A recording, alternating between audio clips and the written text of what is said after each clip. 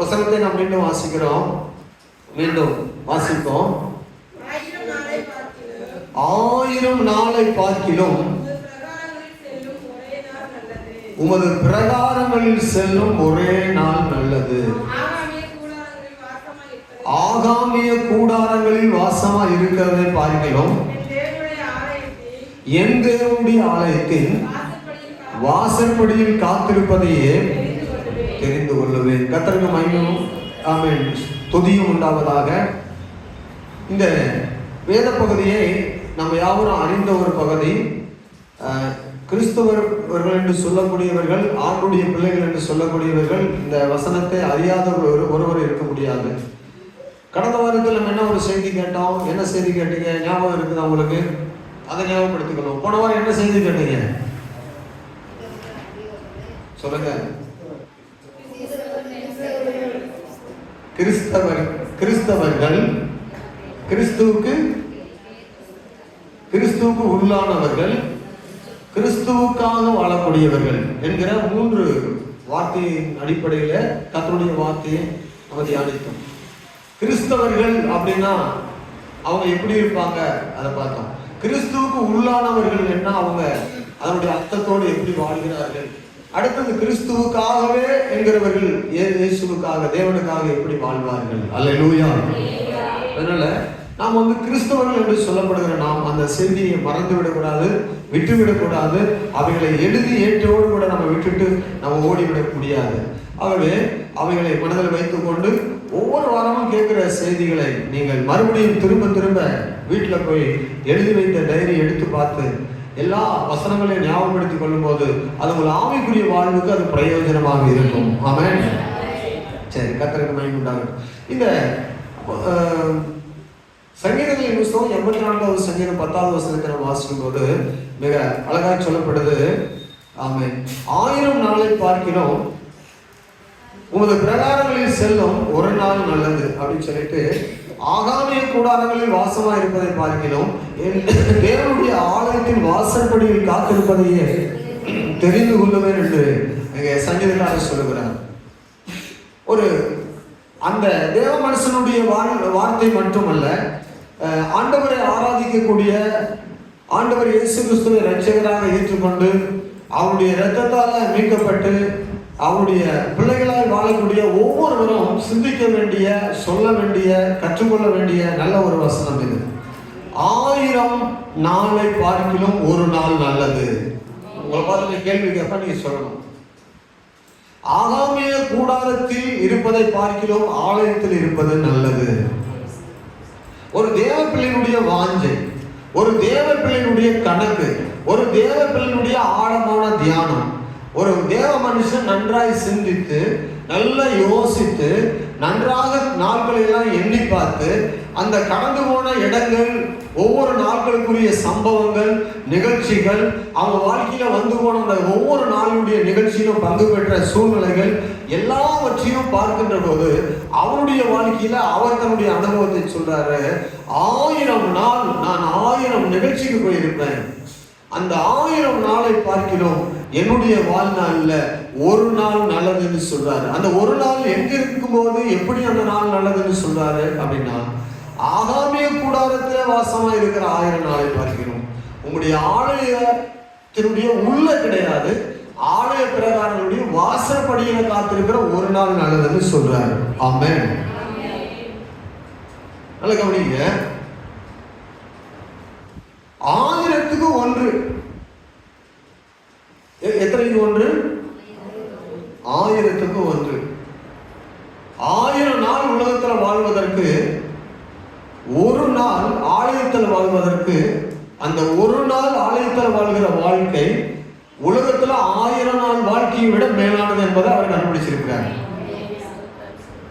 ஒரு உண்மையாய் தேவ பிரசனத்தை உணர்ந்து, ஒரு உண்மையாய் தேவனுடைய வார்த்தைகளை படித்து, உண்மையாய் தேவனை ஆராதித்து, உண்மையாய் கர்த்தருக்கு பயந்து, உண்மையாய் கர்த்தருடைய வசனங்களை வாசித்து, இரவும் பகலும் தியானிக்கிற, தேவனுடைய ஆலயத்தின் மேல வாஞ்சியா இருக்கிற, தேவனையே நம்பி வாழ்கிற ஒரு தேவ பிள்ளை சொல்லக்கூடிய ஒரு மிக சிறந்த ஒரு ஸ்டேட்மெண்ட் என்னவென்றால், அவர் சொல்றாரு, 1000 நாள் நான் உலகத்திலே ஆகாமிய கூடாரங்களிலே, விருந்துகளிலே, கொண்டாட்டங்களிலே வாழ்ந்து பார்த்திருக்கிறேன். ஆனால் அந்த 1000 நாளை பார்க்கிறோம் எனக்கு சிறந்த ஒரு நாளாய் தெரிந்தது எதுவென்றால், எனக்கு சிறந்த ஒரு நாளாய் காணப்பட்டது எதுவென்றால், என் தேவனுடைய ஆலயத்துக்கு உள்ள கிடையாது, என் தேவனுடைய ஆலயத்துடைய வாசற்படியில் காத்திருக்கிற நாள் தான் எனக்கு நல்லதா இருந்ததுன்னு சொல்றாரு. இந்த பக்தன் தேவாலயத்துக்குள்ள போக அனுமதி கிடையாது. ஆசைப்பட்டு வந்தாலும், வாசல் வரை வந்தாலும் வாசப்படியில தான் உட்கார்ந்து இருக்கணும். அந்த தேவ மனுஷனுக்கு நான் சொல்றேன், இவங்க ஆலயத்துக்குள்ள எல்லாம் போய் ஆராதிக்க முடியாது. ஆலயத்துல வாசப்படியில போய் உட்கார்ந்து அந்த மனுஷனையும் சொல்றாரு, வாசற்படியில பாதி வெயிலா இருக்கும், பாதி கூரை நிழலா இருக்கும். வாசற்படியில எப்படி இருக்கும்? பாதி மழை வந்தா பாதி நனையும், கொஞ்சம் ஒட்டி நின்னா பாதி நினையாம இருக்கும். வாசற்படியில எப்படி இருக்கும்? கதவு பூட்டி இருக்குது, மழை வருது, மழை வேகமா தாரமாரா அடிக்குது, ஓடி இந்த வாசற்படியில வந்து ஒரு மனுஷன் நிற்கிறாரு. எப்படி இருப்பாரு? பாதி நினையும் பாதி நினையாம இருப்பாரு.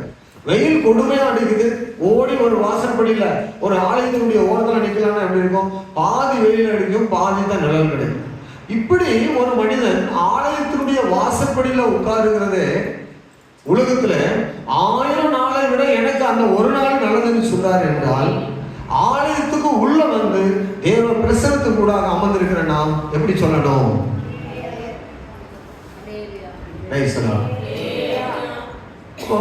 இந்த பக்தனை பார்க்கிலும் நம் மேலானவர்கள். வேத வசனம் சொல்லுகிறது, நாம வந்து எங்க இருக்கக்கூடியவங்க? அவங்க யாரு? இந்த வசனத்தை சொன்ன அந்த மனிதன் யாரு? தேவ பக்தன் யாரு? அவன் இஸ்ரவேலன், அவன் தேவனுடைய மனிதன், அவன் யூதன்.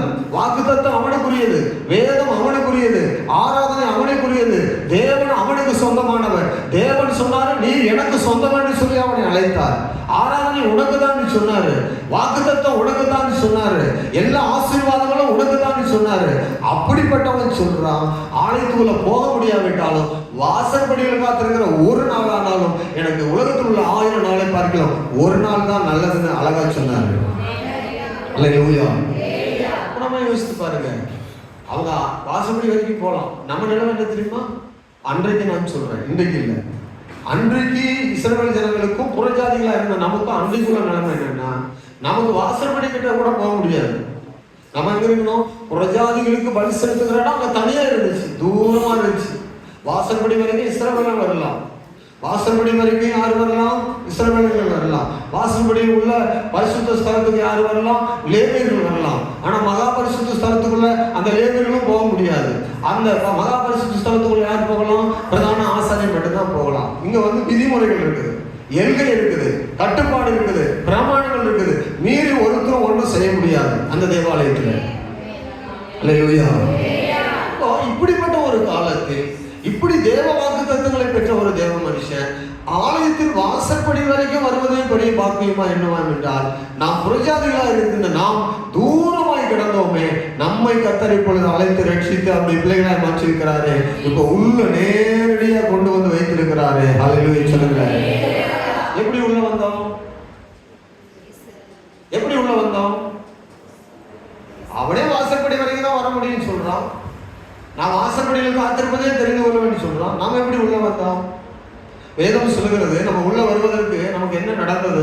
மத்தேயு சுவிசேஷம் 27ஆம் அதிகாரத்துல 50-53 வருஷம் வரைக்கும் வாசிக்கும் போது நம்மால எப்படி உள்ள ஆலயத்துக்குள்ள வர முடிந்தது? அவனே வாசற்படி சொல்லுகிறாரு. இயேசு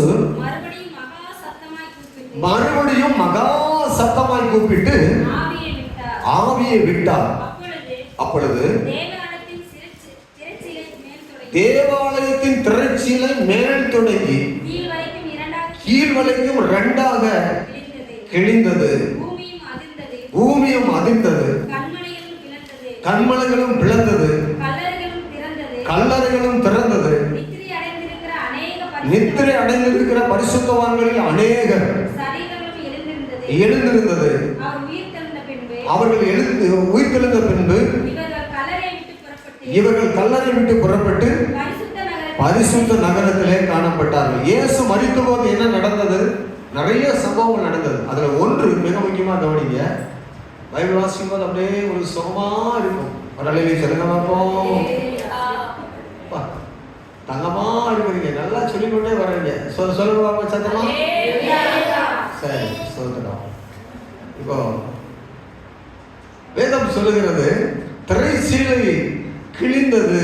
திரைச்சீலை அந்த தேவ பிரசன்னத்தை காண முடியாமல், அந்த உடன்படிக்கை பெட்டியை காண முடியாமல், திரைச்சீலைக்கு உள்ளாக வைக்கப்பட்டிருந்த கேள்விகளை காண முடியாமல், கிருபாசனத்தை காண முடியாமல், ஒரே ஒரு பிரதான ஆசாரியை மட்டும் உள்ள வந்து போகக்கூடிய மறைத்து வைக்கப்பட்டிருந்த அந்த கிருபாசனத்தை அங்கே இயேசு சிலுவையில் அடிக்கப்பட்ட போது நேரடியா மேலிருந்து கீழே, நடு மத்தியில் மேலிருந்து கீழே திரைச்சீலை கிழிந்து ரெண்டாய் பிளந்து ஒதுங்கினது. அல்லேலூயா. அப்படியே அந்த தியேட்டர் முன்னாடி காலத்தெல்லாம் அந்த தியேட்டர்ல வந்து ஒரு இது போட்டு மூடி விடுவாங்க, ஸ்கிரீன். அந்த ஸ்கிரீன் வந்து அப்படியே ரெண்டா விலகி போகும் பார்த்தீங்களா? அதுபோல அப்படியே ரெண்டா விலகி போனது. கிருபாசனத்தை நேரடியாக ஜனங்கள் கண்டார்கள். அன்று முதல் ஆலயத்துக்குள் பிரவேசிக்க தொடங்கின ஜனங்கள் இன்று வரைக்கும் நேரடியாக தேவ பிரசனம் இருக்கிற இடத்துல, ஆண்டவர் வந்து உட்கார்ந்து வாசம் பண்ணுகிற இடத்துல நம்ம எல்லாரும் சேர்ந்து உட்கார்ந்து அவரோடு கூட அவர் பிரசனத்தில் ஆராதனை செய்யும்படியாக இப்படி ஒரு வழியை நமக்கு ஆண்டவர் திறந்து கொடுத்தார். சட்ட திட்டங்கள் மாற்றப்பட்டது, திரைச்சீலை அகற்றப்பட்டது. தேவன் நேரடியாக ஜனங்கள் வாசம் பண்ண அவர் விரும்பினார். நேரடியாக பாவங்களை மன்னித்தார். நேரடியாக ஜனங்கள் கேட்கிற அந்த சத்தத்துக்கு, கூக்குரலுக்கு, விண்ணப்பங்களுக்கு பதில் கொடுக்க ஆரம்பித்தார். அன்று முதல் இன்றைக்கு நாம் வந்து தேவாலயத்துக்கு உள்ள வந்து யாராயினும் புறஜாதினா இருக்கலாம், கிரேக்கனா இருக்கலாம், ரோமனா இருக்கலாம், எந்த நாட்டு நபரா இருக்கலாம், அவர்கள் எந்த இனத்தவரா இருக்கலாம், எந்த மதத்தவரா இருக்கலாம், ஆண்களா இருக்கலாம், பெண்களா இருக்கலாம், எப்படிப்பட்ட ஜனமாயினும் இயேசுவே பாவத்தை மன்னியும் என்று சொன்னார். அவர்களை தேவகுமாரன் பாவத்தை மன்னித்து ஏற்றுக்கொண்டு நேரடியாக ஆலயத்துக்குள் உட்கார்ந்து ஆராதிப்பதற்கு ஆண்டவர் அதிகாரம் கொடுத்திருக்கிறார். என்ன ஒரு பெரிய அதிகாரம் பாருங்க. ஆமென். இப்படி நீ சொன்ன உடனே எவ்வளவு ஒரு பெரிய கையை தட்டி இயேசுவுக்கு நன்றி இன்றைக்கு சொல்லியிருக்கணும். ஆண்டுடைய வார்த்தை சொல்லுகிறது, அவர் திரைச்சீலையை ரெண்டாய் கிழித்து, திரைச்சீலையை மேலிருந்து ரெண்டாய் கிழித்து நேரடியாய் ஜனங்களோடு கூட தன்னை இணைத்து வாசம் பண்ண அவர் சிலுவையில அவர் சரீரம் அடிக்கப்பட்டு பலியாக்கப்பட்டு ரத்தம் சிந்தப்பட்டு தன் உயிரை கொடுத்து நம்முடைய பாவங்களை எல்லாம் அவர் போக்கினார். பாவங்கள் போன பிறகு அவங்களை ஏன் ஒதுக்கி வைக்கணும்? பாவங்கள் போன பிறகு அவன் ஏன் தூரமா இருக்கணும்? பாவங்கள் போன பிறகு அவங்களுக்கு என்ன சட்டம் உண்டு? பாவங்கள் போன பிறகு அவங்களை ஏன் நான் ஒதுக்கி வைக்க முடியும்? இல்ல, என் ஜனத்துக்காக நான் சிலுவையில மரித்திருக்கிறேன். இன்று முதல் அவர்களுக்கான ஒரு வழியை திறந்திருக்கிறேன். அதான் ஆண்டவர் சொல்றாரு, நானே வழியும் சத்தியமும் ஜீவனுமா இருக்கிறேன். இப்ப பாருங்க, இப்ப ஆலயத்துக்கு உள்ள வந்துட்டோம். அல்லேலூயா சொல்லுங்க. திரைச்சீலை அகன்றதுக்கு எங்க வந்துட்டோம்? ஆலயத்துக்கு உள்ள இருக்கணும். சரி, ஆலயம் இது ஆலயம். ஆலயம் இப்போ வந்து ஆலயத்துக்குள்ள நம்ம வந்துட்டோம். நமக்குள்ளே ஆலயம் இருக்குது. நம்ம வந்து ஆலயத்துக்குள்ள வந்துட்டோம். இப்போ நமக்குள்ளே ஆலயம் வந்துருச்சு. அல்லேலூயா சொல்லுங்க பார்ப்போம். நாம் ஆலயத்துக்குள்ள இருக்கிறோம், ஆலயம் நமக்குள்ள இருக்கு. அது எப்படி?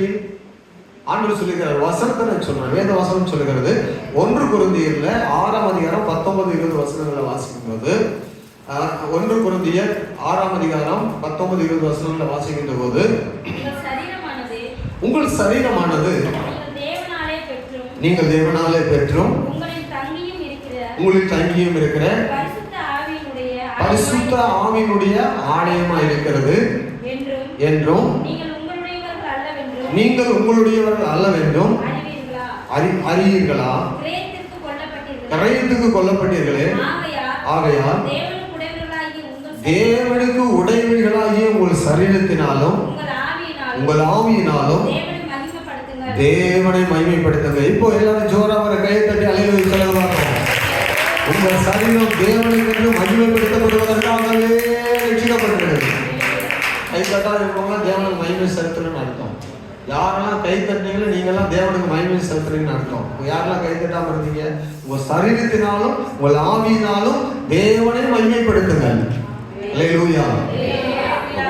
நம்ம ஆலயத்துக்குள்ள வந்துட்டோம். இப்போ புதிய ஏற்பாட்டுல அப்போஸ்தலன் பவுல் சொல்றாரு, பரிசுத்த ஆவி அபிஷேகத்தை பெற்று தேவனை ஆராதிக்கிற எல்லா ஜனங்களும் யார் என்றால் பரிசுத்த ஆவியினுடைய ஆலயமாகவே நாம மாறிவிட்டோமா? சொல்லுங்க, நாம் ஆலயத்துக்குள்ளே, ஆலயம் நமக்குள்ளே. சொல்லுங்க, எப்படி? உங்களுக்குள்ளே, ஆலயம் எனக்குள்ளே. சொல்லுங்க. இந்த சத்தியம் பைபிள் சொல்லுதா, நான் சொல்றேனா? வேதம் சொல்லுகிறது. இது சத்தியம் உண்மையா பொய்யா? சரி, இந்த ஆவியானவர் நமக்குள்ள இருக்கிறாரா இல்லையா? இருக்கிறார். அப்ப நாம ஆலயமா இல்லையா? சரி, அப்போ அப்படின்னா இங்க வேதம் சொல்லுகிறது, இந்த ஆலயமா இருக்கிறபடினால அப்போஸ்தலனுடைய காலத்துல இது உறுதிப்படுத்தப்பட்டது. பரிசுத்த ஆவியானவர் என்றைக்கு இயேசுடைய சீசர்கள் மேல அப்போஸ்தலர் நடவடிக்கைகள் 2ஆம் அதிகாரத்துல 1-7 வசனங்களை வாசிக்கும் போது இறங்கி அவர்கள் மேல வந்தாரோ, அவர்களுக்குள்ளே வந்து வாசம் பண்ணினாரோ, அவர்களோடு கூட பேசினாரோ, அவர்களை பலப்படுத்தினாரோ, அவர்களை நடத்த ஆரம்பித்தாரோ, அன்று முதல் இன்று வரைக்கும் பரிசுத்த ஆவியானவர் நமக்குள்ள வாசம் பண்ணி கொண்டே இருக்கிறார். எத்தனை பேர் விசுவாசிக்கிறீங்க? நிறைய பேருக்கு பரிசுத்த ஆவியை குறித்து சந்தேகம். பரிசுத்த ஆவியானவரை நிறைய பேர் வாய் திறந்து ஆவியானவரே உங்களுக்கு நன்றின்னு சொல்ல பண்றாங்க. நீங்க எல்லாரும் சொல்லுவீங்களா? சொல்லுங்க, எப்படி சொல்லுங்க பார்ப்போம். பரிசுத்த ஆவியானவரே உங்களுக்கு ஸ்தோத்திரம் அப்படின்னு நிறைய பேர் ஆவியானவரை சொல்றதுக்கு வெட்கப்படுறாங்க. ஆவியானவரை அவங்க என்ன சொல்றாங்க? மனதார ஏற்றுக்கொள்ள மாட்டேன்றாங்க.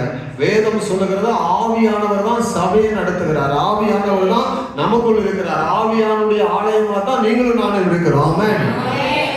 ஆவியானவர் நமக்குள் இருப்பதனால நாமே ஆலயமா மாறிட்டோம். நாமே ஆலயமா மாறிட்ட பிறகு நாம் வந்து ஆலயம் வர வேண்டாமா? வரணுமா? வர வேண்டாமா? சபையில வரணுமா? வர வேண்டாமா? கண்டிப்பா வரணும். வேதம் சொல்லுகிறது பரிசுத்த ஆவியானவர் 2ஆம் அதிகாரம் அப்போஸ்தலர் நடவடிக்கைகள் 1-7 வசனங்கள் வரைக்கும் வாசிக்கும் போது பாருங்க, ஆவியானவர் வந்த நாள் முதல் அந்த ஆலயம், யூதர்களுடைய ஆலயம், இஸ்ரவேலுடைய ஆலயம் பெரிதாக எண்ணப்படவில்லை. வாசிங்க வேணுமா? பெந்தெகோஸ்தே என்னும் நாள் வந்தபோது அவர்கள் எல்லாரும் ஒருமனப்பட்டு ஓரிடத்திலே வந்திருந்தார்கள். அப்பொழுது பலத்த காற்று அடிக்கிற முழக்கம் போல வானத்திலிருந்து சடுதியாய் ஒரு முழக்கம் உண்டாகி அவர்கள் உட்கார்ந்திருந்த நிரப்பிட்டு அல்லாமலும் அக்னிமயமான நாவுகள் போல பிரிந்திருக்கும் நாவுகள் அவர்களுக்கு காணப்பட்டு அவர்கள் ஒவ்வொருவர் மேலும் வந்து அமர்ந்தது. அவர்கள் எல்லாரும் பரிசுத்த ஆவியினாலே நிரப்பப்பட்டு ஆவியானவர் தங்களுக்கு தந்தருளின வரத்தின்படியே வெவ்வேறு பாஷைகளில் பேச தொடங்கினார்கள். வானத்தின் கீழ் இருக்கிற சகல தேசத்தாலும் இருந்து வந்த தேவ பக்தியுள்ள யூதர்கள் அப்பொழுது எருசலேமிலே வாசம் பண்ணினார்கள். அந்த சத்தம் உண்டான போது திரளான ஜனங்கள் கூடி வந்து தங்கள் பாஷையிலே அவர்கள் பேசுகிறதையும் அவர்கள் கேட்டபடினாலே கலக்கமடைந்தார்கள். எல்லாரும் பிரமித்து ஆச்சரியப்பட்டு ஒருவரை ஒருவர் பார்த்து, இதோ பேசுகிறவர்கள் எல்லாரும் கலிலேயர் அல்லவா என்றார்கள். முதல் பரிசுத்த ஆவியானவர் வெளியரங்கமா இறங்கி எல்லா சீசர்கள் மேலும் வந்து 120 பேரையும் ஃபுல்ஃபில் பண்ணினார். எல்லாரையும் நிரப்பினார். அந்த 120 பேரும் ஆவியில நிரம்பி கர்த்தரை ஆராதிக்க தொடங்கினாங்க. அந்த வந்து இறங்கின அந்த வீட்டு மேல உள்ள இறங்கினதை பார்க்கிறாங்க. அது ஒரு அக்னிமயமான நாவுகள் மேல எல்லாரும் மேல வந்து அமர்ந்ததான்.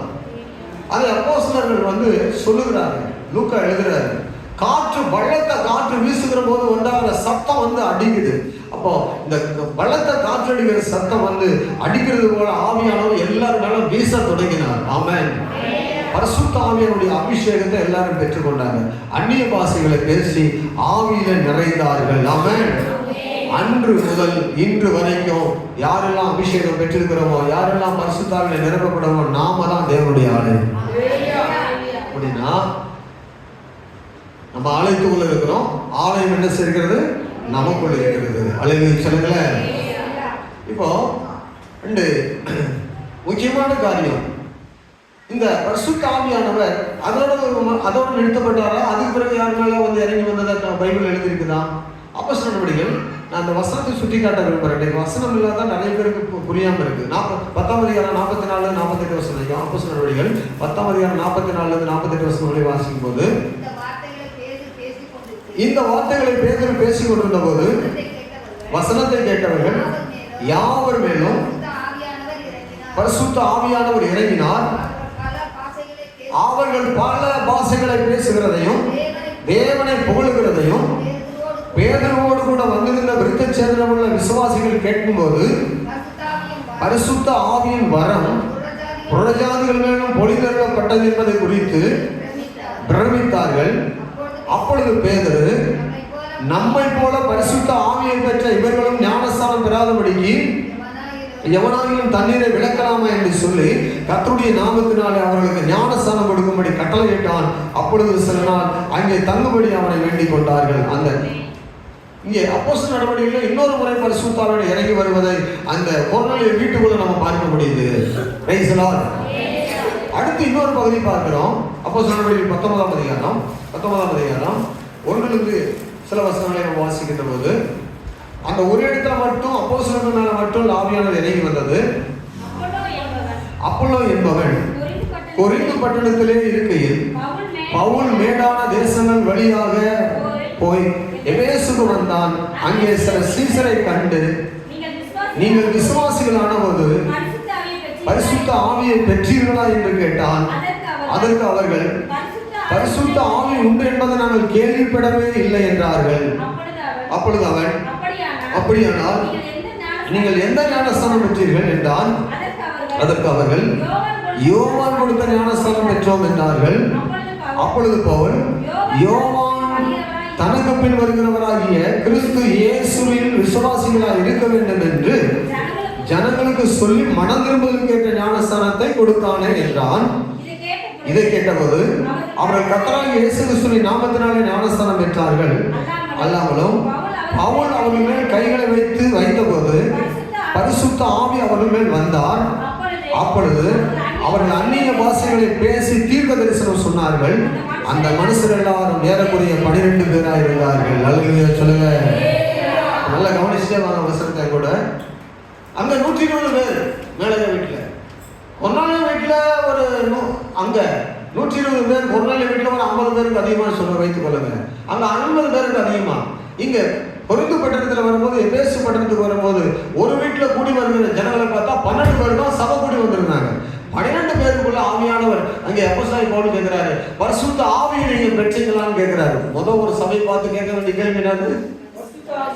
பரிசுத்த ஆவியை பெற்றீங்களா? எங்களுக்கு பரிசுத்த ஆவியே போதிக்கப்படலையே. ஆவியானவர் ஒருத்தர் இருக்கிறாரா? எங்களுக்கு சொல்லியே தரலையே. அப்ப நீங்க என்ன ஞானஸ்தானம் பெற்றீங்க? ஆவியானவர் ஞானஸ்தானத்தோடு கூடவே உங்களுக்கு போதிக்கப்படுறாரு. இயேசு கிறிஸ்து போதித்தார் இல்லையா? நீங்கள் ஜலத்தினாலும் ஆவியினாலும் பெறாவிட்டால் தேவராஜ்யத்தை காண மாட்டீர்கள். அப்போ ஞானஸ்தானத்தோடு கூடவே சேர்ந்துதானே இயேசு கிறிஸ்து போதித்தார் நம்முடைய ஆண்டவர். அவர் போதித்த போதனைகளுக்கு சொல்லிக் கொடுக்கப்படவில்லையா அப்படின்னு சொன்னபோது, அப்ப என்ன ஞானஸ்தானம் பெற்றீங்கன்னா, இது யோவான் கொடுத்த ஞானஸ்தானம் பெற்றாங்க அப்படின்னு சொல்லி, அது அல்ல, இயேசு கிறிஸ்து சொன்ன ஞானஸ்தானத்தை கொடுக்கிறார். அப்ப ஞானஸ்தானத்தை கொடுத்த பிறகு அவங்க மேல கை வச்சு ஜெபம் பண்றார். பரிசுத்த ஆவியினால எல்லாரும் நிரப்பப்படணும், எல்லாரும் ஆவியினால நிரப்பப்பட ஆவியானவர் இறங்கியவளை நிரம்புன்னு சொன்ன போது அவங்க எல்லாரும் பரிசுத்த ஆவியில நிரம்பி பல பாஷைகளை பேசி ஆராதித்தார்கள். அவங்க எத்தனை பேர் இருந்தார்கள்? அல்லேலூயா சொல்லுங்க. பெருங்கூட்டம் வேணும் அபிஷேகத்தில் இணையத்துக்கு, அந்நிய பாஷை பேசுவதற்கு, ஆவியானவர் இறங்கி வருவதற்கு அப்படி கிடையாது. பாருங்க, பரிசுத்த ஆவியானவர் தொடர்ந்து ரோமர் புஸ்தகத்தில் வலியுறுத்தப்படுகிறார்.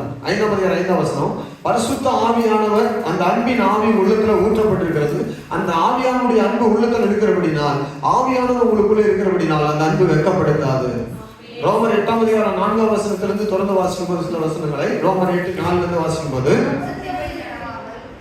மாம்சத்தின்படி நடவாமல் ஆவியின்படி நடக்கிற நம்மிடத்தில் நியாயப்பிரமாணத்தின் நீதி நிறைவேறும்படிக்கு அப்படி செய்தார். அன்றைய மாம்சத்தின்படி நடக்கிறவர்கள் மாம்சத்து உரிமைகளை சிந்திக்கிறார்கள். ஆவியின்படி நடக்கிறவர்கள் ஆவிக்குரியவைகளை சிந்திக்கிறார்கள். மாம்ச சிந்தை மரணம், ஆவியின் சிந்தையோ ஜீவனும் சமாதானமுமா. எப்படி என்றால், மாம்ச சிந்தை தேவனுக்கு விரோதமான பகை. அது தேவனுடைய நியாயப்பிரமாணத்துக்கு கீழ்ப்படியாமலும் கீழ்ப்படிய கூடாமலும் இருக்கிறது. மாம்சத்துக்கு உட்பட்டவர்கள் தேவனுக்கு பிரியமா இருக்க மாட்டார்கள். தேவனுடைய ஆவிகளில் வாசமா இருந்தால் நீங்கள் மாம்சத்துக்கு உட்பட்டவர்களாயிராமல் ஆவிக்குட்பட்டவர்களாக இருப்பீர்கள். கிறிஸ்துவின் ஆவி இல்லாதவன் அவருடையவன் அல்ல. அல்லேலூயா. பாருங்க, இங்கேயும் ஆவியானவர் வலியுறுத்தப்படுகிறார். பரிசுத்த ஆவியானவர் தொடர்ந்து பேசப்படுகிறார். பரிசுத்த ஆவியானவர் தொடர்ந்து போதிக்கப்படுகிறார். நல்ல கவனிங்க. மாம்ச சிந்தை மரணம். மாம்ச சிந்தை. மாம்ச சிந்தைன்னா என்ன சொல்லுங்க? மாம்ச சிந்தை மரணம் அப்படின்னா என்ன அர்த்தம்? மாம்ச சிந்தையை நம்ம புரிந்து வரணும். இங்கிலீஷ் பைபிள்ல வாசிப்பீங்கன்னா சர்க்குமிஷன் இருக்கும். சர்க்குமிஷன் என்கிற ஒரு வார்த்தை விருத்த சேதனத்தை வைத்து நாங்க தேவனுடைய பிள்ளைகளுக்கு மேன்மை பாராட்டுறது. விருத்த சேதனத்தை ஒரு ஆண்மகன் பண்ணிக்கொண்டு நான் ஒரு யூதன், நான் ஒரு ஆணுடைய பிள்ளை, வேதம் என்னுடையது, கடவுள் என்னுடையவர், வாக்குத்தத்தம் என்னுடையது, நான் தேவாலயத்துக்குரியவன் அப்படின்னு அவன் சொல்லுவான்னு சொன்னா அந்த சிந்தையில வாழ்கிறவன் பரலோகம் போக முடியாது. ஏன்னா ஆவியானுடைய அபிஷேகத்தை பெற்றுக் கொள்வதற்கு இயேசு சொல்லி இருக்கிறார். அப்ப மாமிசம் என்பது எதை குறிக்குதுன்னா கவனிங்க, இதே வார்த்தை தான் எங்க கலாத்தியர் நிறுவனத்துல 3ஆம் அதிகாரம் 3ஆம் வசனத்துல அப்படியே எடுத்தாளப்படுகிறது. வாசிக்கும் போது கலாத்தியர் 3ஆம் அதிகாரம் 3ஆம் வசனம் வாசிக்கும் போது 3:3 ஆவியினாலே ஆரம்பமணின நீங்கள் கவனிங்க, ஆவியினாலே ஆரம்பம் பண்ணின நீங்கள் எப்படி உங்களுடைய ஆரம்பம் இருந்தது? சபையினுடைய ஆரம்பம் அப்போஸ்தலருடைய காலத்துல சபை ஆரம்பிக்கப்பட்டது எப்படி? பரிசுத்த ஆவியினாலதான் சபையை துவங்குச்சு. பரிசுத்த ஆவியானவர் இறங்கின போதுதான் ஜனங்கள் பல பாஷைகளை பேசி ஆவியர்களை ஆராதித்து அந்நிய பாஷையை பேசி தீர்க்கதரிசனங்களை சொல்லி ஆவியின் வல்லமையினால ஊழியர்களாக எழுப்பி ஊழியர்களை செய்தார்கள். ஊழியம் எப்படி துவங்குச்சுன்னா ஆவியினாலதான் ஊழியமே துவங்குச்சு. விசுவாச வாழ்க்கை எப்படி துவங்குதுன்னா ஆவியானவர் வரும்போது மட்டுமே ஊழியம் அது நம்முடைய விசுவாச வாழ்க்கை துவங்குது. ஆமென். இப்ப என்ன சொல்றாரு? ஆவியினால ஆரம்பம் பண்ணின நீங்கள் மாம்சத்துல முடிவு பெற போகிறீங்களா அப்படின்னா நிறைய பேர் குழப்பிட்டாங்க. கலாத்திய சபை விசுவாசிகள் என்ன செஞ்சாங்க? நிறைய உபதேசம் கேட்கறீங்க நிறைய உலகத்துல. ஆமா, ஆவியானவர் இருக்கிறாரா அப்படியே அந்த காலத்துல போயிட்டாரு. நிறைய மக்கள் தவறா போதிக்கிற இன்றைக்கு இருக்கிறாங்க. அபிஷேகம் இல்லை, ஆவியானவர் இல்லை, அந்நிய பாஷை கிடையாது, சபையில வரங்கள் கிடையாது, வல்லமை கிடையாது, கனி மட்டும்தான் உண்டு. அன்பா இருந்தா போதும் பரவாயில்ல போயிடலாம். இது பயங்கரமான பொய்யான துருபதேசம். இது கள்ள போதகம் செய்கிற ஒரு காரியம். வேதம் சொல்லுகிறது பரிசுத்த ஆவியானவரை குறித்து நீங்க அப்போஸ்தலர் மட்டும் இல்லைங்க, ரோமர் மட்டும் இல்லைங்க, நீங்க எங்க வரும்போது பாக்குறீங்க கொரிந்து சபையில மறுபடியும் போதிக்கிறார். கொரிந்து சபையில பார்க்கும்போது அந்த ஆவியானவர் பற்றி வாசிக்கலையா 1 கொரிந்தியர் 6:19-20 அதுலயும் பரிசுத்த ஆவியை பற்றி போதிக்கிறார். பிறகு 2 கொரிந்தியர்லயும் போதிக்கிறார். கலாத்தியர் வாசிக்கலையா அங்க கலாத்தியர் 3:3 வாசிக்கும் போது போதிக்கிறார். இப்ப 5ஆம் அதிகாரத்துக்கு வாங்க, எபேசு சபைக்கு வாங்க, எபேசு சபையிலையும் போதிக்கிறார். எபேசு சபையில் 5ஆம் அதிகாரத்துல 17-18 வசனங்களை வாசிக்கும் போது ஆகையால் நீங்கள் மதியற்றவர்களாயிராமல் கர்த்தருடைய சித்தம் என்னதென்று உணர்ந்து கொள்ளுங்கள். துன்மார்க்கத்துக்கு ஏதுவான மதுவான வெறி கொள்ளாமல் ஆவியினால் நிறைந்து சங்கதிகளினாலும் கீர்த்தனைகளினாலும் ஞான பாட்டுகளினாலும் ஒருவருக்கொருவர் ஆவியினால் நிறைந்து ஆவியினால் நிரப்பப்படுங்க, ஆவியினால் நிரப்பப்படுங்கன்னு சொல்லி ரொம்ப கம்பல் பண்றாரு சபையை. பரிசுத்த ஆவிக்குள்ளதான் சபை நடத்தப்படணும். பரிசுத்த ஆவி இல்லாத ஒரு ஆராதனை பண்ணீங்கன்னா நீங்க ஏமாறுவீங்க. பரிசுத்த ஆவியினுடைய அபிஷேகம் இல்லாம நீங்க ரொம்ப நாளா வாழ்ந்தீங்கன்னா அந்த வாஞ்சி இல்லாம இருந்தா உங்களுடைய ஆத்மாவை குறித்து ஒரு கேள்விக்குறியாகும். நீங்கள் மீட்கப்படும் நாளுக்கு என்று முத்திரையாய் பெற்ற பரிசுத்த ஆவி என்று எபேசியர் புத்தகத்துல 4ஆம் அதிகாரம் 39, 32, 33 வசனம் எல்லாம் நம்ம வாசிக்கிறோம். அல்லேலூயா. இப்போ எங்க வருகிறோம்?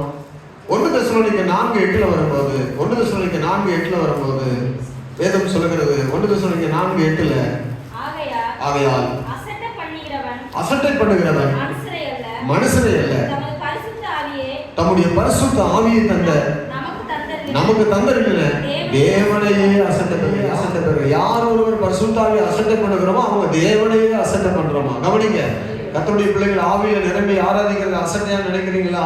நீங்க நிச்சயமா தேவனை அசட்டை பண்றீங்கன்னு அர்த்தம். தேவனை அசட்டை பண்ணினா ரட்சிப்பு கிடைக்குமா? கண்டிப்பா கிடைக்காது. அவனுடைய பிள்ளைகளே, இயேசு கிறிஸ்து என்ன சொன்னாரு? அவருடைய உபதேசம் என்ன? பரிசுத்த ஆவியை குறித்து நம்முடைய ஆண்டவர் என்ன சொல்லியிருக்கிறாரு? அவர் சொன்னதை நம்ம கவனிக்கணும்.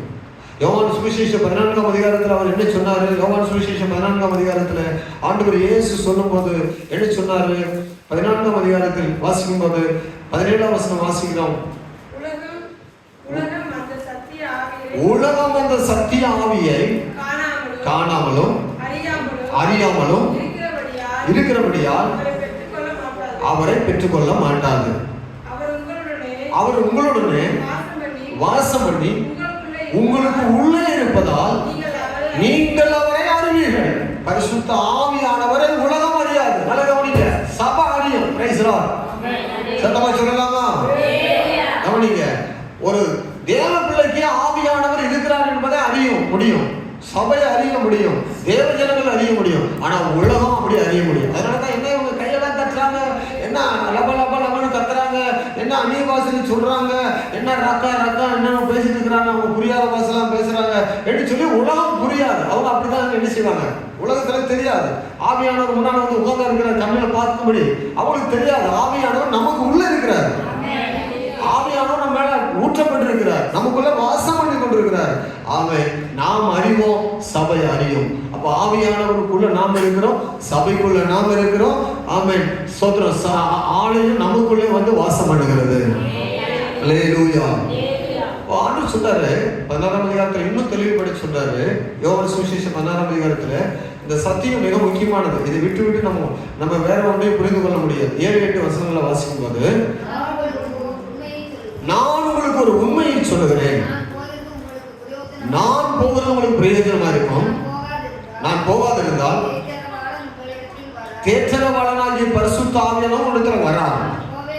நான் போவேன், அவரை உங்களிடத்துக்கு அனுப்புவேன். அவர் வந்து பாவத்தை குறித்தும் நீதியை குறித்தும் நியாயத்தீர்ப்பை குறித்தும் உலகத்தை அந்த ஆவியானவர் கண்டித்து உணர்த்துவார். ஆமென். உலகத்தை கண்டித்து உணர்த்துவார். அப்படி உலகத்தில் உள்ளவங்க கிட்ட போய் கண்டித்து உணர்த்துவாரா?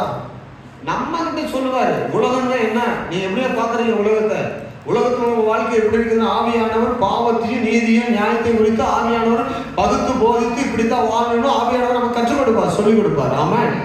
பரிசுத்த ஆவியானவர் நமக்கு போதிப்பார். ஆவியானவர் போதனை நிரம்பணும். பரிசுத்த ஆவியில் என்ன செய்யணும்?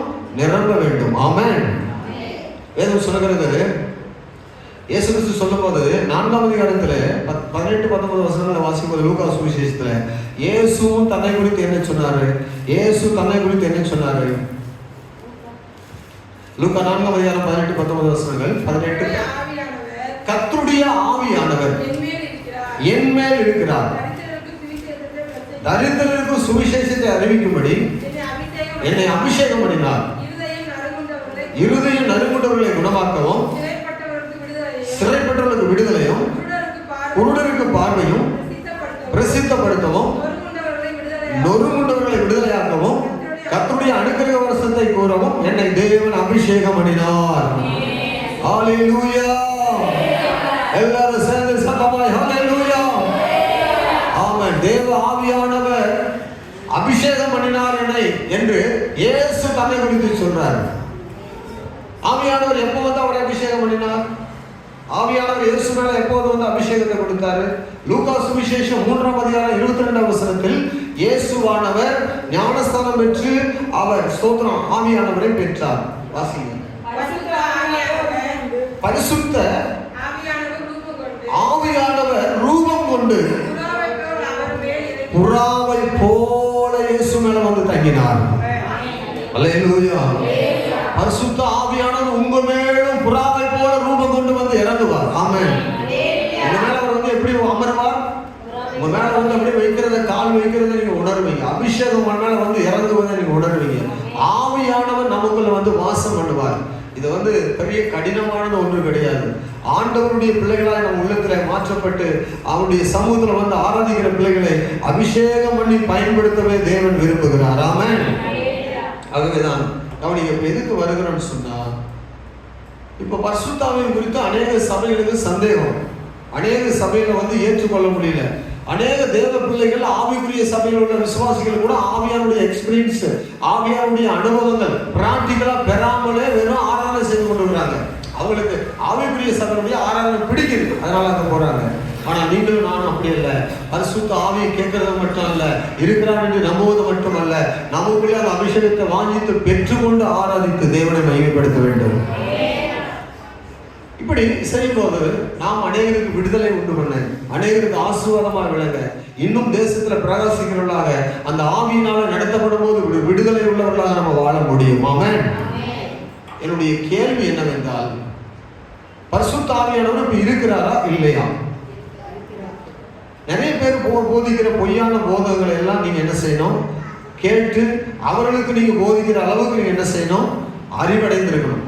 யூதா நிருபம் 20ஆம் வசனத்தில் சொல்லப்படுது, நீங்கள் உங்கள் மகா பரிசுத்தமான விசுவாசத்தின் மேல கட்டப்பட்டு உங்களை உறுதிப்படுத்திக் கொண்டு பரிசுத்த ஆவிக்குள் ஜெபம் பண்ணி, பரிசுத்த ஆவிக்குள்ளதான் ஜெபம் பண்ணணும். எப்படி ஜெபம் பண்ண வேண்டும்?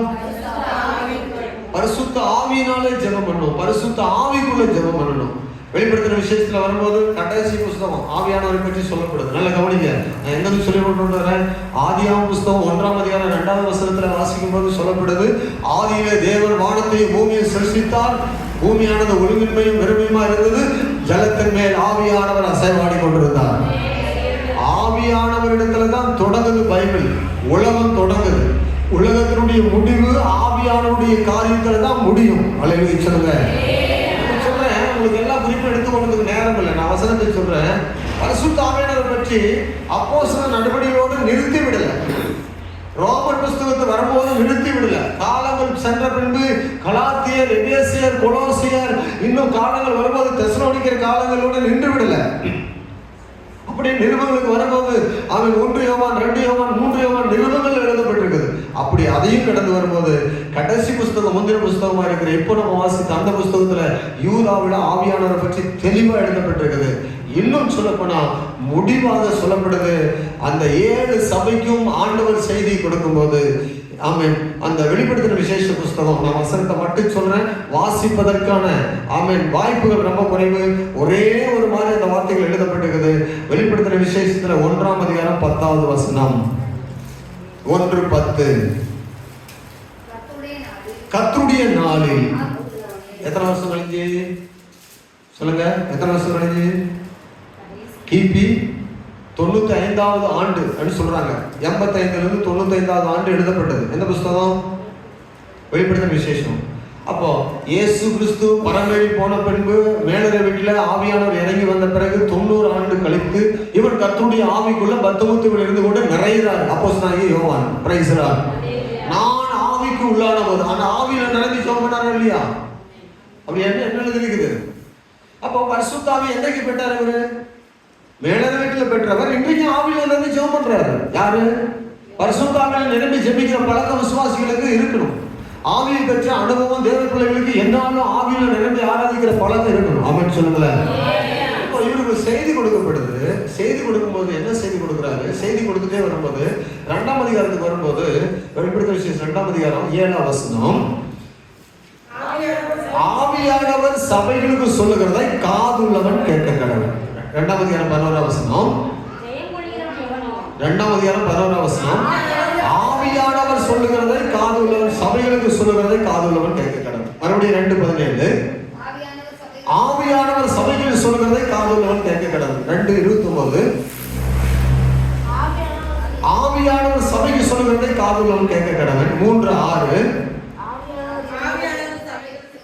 ஆவியானவர் சபைக்கு சொல்லுகிறதை காதுள்ளவன் கேட்க கடவன். 3:13, பரிசுத்த ஆவியானவர் சபைக்கு சொல்லுகிறதை காதுள்ளவன் கேட்க கடவன். 3:22, ஆவியானவர் சொல்லுகிறதை காதுள்ளவன் சபையில கேட்க கடவன். ஹல்லேலூயா. சபையினுடைய முடிவு காலத்துல சபை எடுத்துக்கொள்ளப்படும் வரைக்கும் ஆவியானவர் சபையில இருப்பார். ஹல்லேலூயா சொல்லுங்க. இது ஆவியானுடைய யுகம். ஆவியானவர்களால அந்நிய பாஷையில பேசுவாங்க, ஆவியினால நிரம்புவாங்க, ஆவியில ஆராதிப்பாங்க, ஆவியில ஜெபம் பண்ணுவாங்க, ஆவியில வாழ்க்கையை ஓட்டுவாங்க, ஆவியானவர் தீர்க்கதரிசனத்தை சொல்லிக் கொடுப்பார். இது ஆவியினால நடத்தப்படுகிற ஒரு வாழ்க்கை. நமக்குள்ள இருக்கிறவர் ஆவியானவர். அந்த ஆவியானவர் நம்ம நடத்துறாரு. ஆமென் சொல்லுங்களேன். முடிவு சொல்லிட்டோமா? 22ஆம் அதிகாரத்துக்கு வரும்போது இப்ப ஆவியானவர் சபையெல்லாம் ரெடி பண்ணிட்டாரு. கடைசியா சொல்றாரு, ஒரு வார்த்தை சொல்லுவாராம், பிதாவை நோக்கி ஆவியானவர் சொல்லுவாராம். கடைசியா சொல்லுவாராம் 22ஆம் அதிகாரத்துல அந்த 17ஆம் வசனத்தை வாசிக்கும் போது ஃபைனலா ஒரு வார்த்தை ஆவியானவர் சொல்லுவாராம். அந்த வார்த்தை அப்போ அங்க வாசிக்கிறோம் 22:17, ஆவியும் மணவாட்டியும் வா என்பார்கள். கேட்கிறவனும் வா என்பானாக. தாகமாய் இருக்கிறவன் வர கடவன், விருப்பமுள்ளவன் ஜீவ தண்ணீரை இலவசமாய் வாங்கிக் கொள்ள கடவன். மறுபடியும் சொல்றேன், ஆவியும் மணவாட்டியும் வா என்கிறார்கள். கேட்கிறவனும் வா என்பானாக. தாகமாய் இருக்கிறவன் வர கடவன், விருப்பமுள்ளவன் ஜீவ தண்ணீரா இருக்கிற ஆவியில இலவசமாய் ரட்சிப்பை பெற்றுக் கொள்ள கடவன். அல்லேலூயா. ஆவியும் மணவாட்டி அது என்னது? கடைசியில ஆவியானவர் சொல்லுவார், ஆண்டவரே சபையெல்லாம் ஆயத்தம், ஊழியம் எல்லாம் முடிந்தது, உலகத்துல எல்லா சபையும் ஆயத்தப்படுத்திட்டேன், எல்லா ஜனங்களும் ஆயத்தமா இருக்கிறாங்க, உலகம் நியாயத்திற்கு ஆயத்தமா இருக்கிறது, உலகத்தில் உள்ள சபையை மீட்டுக் கொண்டிருக்கு. அவர் சொல்லுவாரு, ஃபைனலா ஒரு சத்தம் கொடுப்பார் ஆவியானவர். ஆவியானவர் ஆண்ட கர்த்தராகிய இயேசுவே வாருன்னு சொன்ன உடனே அவர் மத்திய ஆலயத்துக்கு வருவார். அப்போ சபையும் சொல்லும், ஆண்டவரே நாங்களும் ஆயத்தமா இருக்கிறோம், நாங்களும் எடுத்துக்கொள்ள ஆயத்தமா இருக்கிறோம், இயேசுவே வாரும் என்று சபையை ஏகத்தோடு சொல்லும். இந்த ரெண்டு ரிப்போர்ட்டும் ஆயத்தமா இருக்கின்ற போது, இவங்க வாங்கன்னு கூப்பிடும் போது, கடைசியில சபை எடுத்துக்கொள்ள அந்த காலங்கள் கணிந்து வருகின்ற போது நாம் எடுத்துக்கொள்ளப்படுவோம். ஆவியானவர் அன்றோடு அப்படியே சபையை விட்டு பரலோகத்துக்கு எடுத்துக்கொள்ளப்படுவார். அதுக்கு பிறகு உலகத்துல ஆவியானவர் இருக்க மாட்டார். அப்ப ஆவியானவர் இப்ப இருக்கிறார், நம்ம நடத்தி கொண்டிருக்கிறார், இனிமேலும் இருப்பார், அடுத்த சந்ததி வரும் என்றால் இருப்பார். ஆனா அநேகர் என்ன சொல்றாங்க, உலகம் எல்லாம் இப்படித்தான் பாவத்துக்குள்ள போயிடுச்சு, ரொம்ப கிருமத்துக்குள்ள போயிடுச்சு, உலகம் கடைசி காலத்துக்குள்ள வந்துருச்சு, எல்லா கிருமங்களும் பெருகி போச்சு, வேதம் சொல்கிற அடையாளங்கள் எல்லாம் நிறைவேறி கொண்டிருக்குது, 100% அதிகமா சக்சஸ்ஃபுல்லா மாறிடுச்சு வேதவசனம் சொல்லுகிற காரியங்கள். ஆனா இன்னும் சொற்ப காலம் தான் இருக்குது. நம்முடைய வாழ்க்கை இந்த பூமியில சொற்ப காலம் தான் இருக்குது. ஆகவே நம்முடைய வாழ்க்கையில ஆவியானவர் எவ்விதமாய் செயல்படுறாரு? ஆலயமா நீங்களும் நானும் இருக்கிறோமா? ஆலயமா நீங்களும் நானும் இருந்தா நம்ம ஆலயத்துக்குள்ள இருக்கிற, நமக்குள்ள இருக்கிற ஆலயத்தை குறித்து நம்ம எப்படி இருப்போம்? ஆமென். இந்த பிரசங்கத்துக்குள்ள ஒரு தலைப்பு உண்டு. என்ன தலைப்புன்னு சொன்னா, ஆலயமா ஆகாய கூடாரமா? உன் வாழ்க்கை, உன்னுடைய வாழ்க்கையினுடைய முழு நோக்கம், உன்னுடைய வாழ்க்கையினுடைய அனுபவங்கள், உங்களுடைய வாழ்க்கையினுடைய சாராம்சங்கள், உங்கள் வாழ்க்கையினுடைய சிந்தனைகள், உங்கள் வாழ்க்கையினுடைய ஓட்டங்கள், உங்களுடைய அனுபவமான செயல்பாடுகள் ஆலயமா ஆகாமிய கூடாரமா? அல்லேலூயா. நீங்கள் ஆலயத்தை நாடுகிறீர்களா? நீங்கள் ஆலயமா இருக்கிறீர்களா? ஆவியானவர் உங்களுக்குள் இருக்கிறாரா? ஆலயத்துக்குள் இருக்கிறீர்களா? உங்களுடைய ஆலயத்தின் மேல் இருக்கிற வாஞ்சை என்ன? 1000 நாளை பார்க்கலாம் ஒரு நாள் மேலானது என்று சொல்லி ஆலயத்தை குறித்து உங்களால் சொல்ல முடியுமா? அப்படின்னா நீங்கள் ஆலயம் என்பது நிச்சயமானது. சொல்லுங்க. இப்போ ஆலயமா இருக்கிறேன், ஆலயத்துக்குள்ள நான் இல்லை, ஆகாமிய கூடாரத்தை விரும்புகிறேன், அதுதான் என் வாழ்க்கையினுடைய பிரதானமான பங்கு அப்படின்னு சொன்னா நாம் ஆலயம் என்று சொல்லிட்டு ஆகாமிய கூடாரமாய் மாறி போனவர்களா இருப்போம். அப்படியானால் நிச்சயமாகவே நம்முடைய வாழ்க்கை ஒரு ஏமாற்றப்படுகிற ஒரு வாழ்க்கையா இருக்கும். ஆலயம் என்றால் நீங்கள் ஆலயத்தில் இருப்பீர்கள், ஆலயம் என்றால் நீங்கள் ஆராதனை செய்வீர்கள், ஆலயம் என்றால் கர்த்தரை நடத்துவார், ஆலயம் என்றால் வசனங்கள் போதிக்கப்படும், ஆலயம் என்றால் பரிசுத்த ஆவியானவர் உங்களுக்குள்ள நிலை கொண்டிருப்பார். ஆமென். ஆவியானவர் உங்களுக்குள்ள இருந்தா என்ன செய்வார் தெரியுமா? எத்தனை பேர் பரிசுத்த அபிஷேகத்தை பெற்றிருக்கிறோம்? சொல்லுங்களேன். அபிஷேகத்தை பெறலையா? சிலர்லாம் அமைதியா இருக்கிறத பார்த்து ஆச்சரியமா இருக்குது. ஆவியானவர் என்னத்தை சொல்லுவார் தெரியுங்களா? ஆவியானவர் நமக்குள்ள இருந்தா, லூக்கா சுவிசேஷத்துல வாசிக்கும் போது 2ஆம் அதிகாரத்துல 27ஆம் வசனத்துல நம்ம வாசிக்கும் போது அங்க என்ன வாசிக்கிறோம்? லூக்கா சுவிசேஷம் 2ஆம் அதிகாரம் 27ஆம் வசனம். அவன் ஆவியின் ஏவுதலினாலே தேவாலயத்திலே வந்திருந்தான். நல்ல கவனிங்க. இப்போ தேவாலயத்துக்கும் ஆவிக்கும் வந்துட்டோம். ஒரு மனிதனுக்குள்ள ஆவியானவர் இருந்தா நம்ம என்ன வாசித்தோம்? புதிய ஏற்பாட்டுல சத்தத்தை நான் குறைச்சி கேட்கிறேன், உங்களுக்கு புரியுற மாதிரி. பிள்ளைங்க கவனமா கேளுங்க. சொல்லுங்க, புரியுது சொல்லுங்க. புதிய ஏற்பாட்டுல நம்ம என்ன வாசித்தோம்? ஒண்ணு குறைந்த இல்லை,